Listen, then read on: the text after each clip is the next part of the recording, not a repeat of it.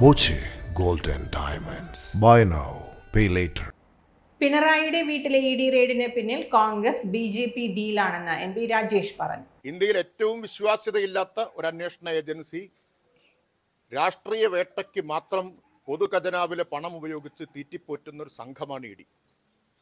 രാഷ്ട്രീയ ആവശ്യത്തിന് തുടലഴിച്ച് വിടുകയാണ് ഓരോ സ്ഥലത്തും. റെയ്ഡിന്റെ ഉദ്ദേശം അരിയാഹാരം കഴിക്കുന്നവർക്ക് മനസ്സിലാകും. മുഖ്യമന്ത്രി VD സതീശനാണ് ഗൂഢാലോചനയ്ക്ക് നേതൃത്വം നൽകിയത്. അങ്ങനെയല്ലെങ്കിൽ മുഖ്യമന്ത്രി തെളിയിക്കട്ടെ എന്നും MP രാജേഷ് പറഞ്ഞു. ഉത്സവപ്പറമ്പിലെ പോക്കറ്റടിക്കാരനെ പോലെയാണ് VD സതീശൻ പെരുമാറിയതെന്നും MP രാജേഷ് പറഞ്ഞു. കോൺഗ്രസ് BJP ഡീൽ ആണ് നമ്മളിപ്പോൾ കാണുന്നത്. ഇതിന് കളമൊരുക്കാൻ വേണ്ടിയാണ് തെരഞ്ഞെടുപ്പ് കാലത്തുടനീളം ഇപ്പോഴത്തെ മുഖ്യമന്ത്രി VD സതീശൻ CPM BJP ഡീലെന്ന് ഉറക്കെ വിളിച്ചു കൂവിക്കൊണ്ട് നടന്നത്. ഉത്സവപ്പറമ്പിലെ പോക്കറ്റടിക്കാരനെ പോലെ ഡീല് നേരത്തെ ഉണ്ടായിക്കഴിഞ്ഞിരുന്നു.